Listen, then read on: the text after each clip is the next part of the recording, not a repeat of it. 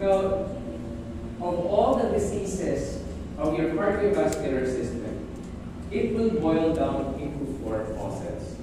Okay? So I want you to take note of the term pathology. This is actually the opposite of the term physiology. When you say physiology, we're talking of normality. Ito yung normal na nakikita natin. Ito yung i-discuss natin ng first year. Ito yung nangyayari. Normally. But if there will be alterations of that normality, we call that a pathology. Okay? Or the abnormality. There can be 3 ways on which we can address your hypertension. Okay? So, we can lower down the cardiac output, we can reduce the heart rate, and of course, decrease the systemic vascular resistance. Sa ibang pasyente, kahit isa lang na-target, okay na. May ibang kailangan dalawa. Kaya minsan may mga pasyente na maintenance natin sa hypertension. Iba-iba yung kailangan na-address. But only with one goal, kahit iba-iba, only with one goal, and this is to lower down the blood pressure.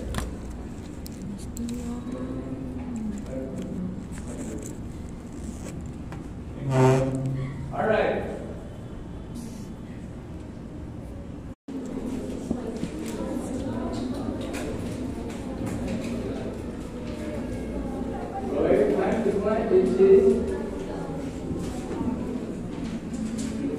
Your cholesterol is not really bad. Your cholesterol is needed to produce bile in your gallbladder so you can eat your lechon, your chicharron.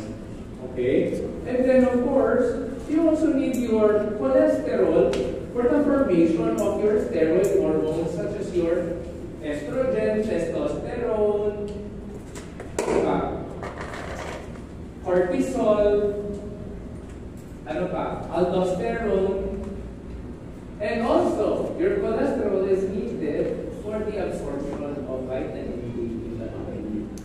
Now, we have clotting factors that are interrelated or they are interwoven with each other. Okay? Miss one clotting factor, you get a disease called hemophilia. Okay? Hemophilia. And hemophilia can only be seen in the royal families in Europe. Okay? Bakit? Kasi sila nag-aasawahan, mga pinsan. And the disease, instead of genetic, dapat talaga the goal, if you want to have babies, kumuha ka ng malaking talaga sa lahi mo. Okay? Para ma-dissolve yung family.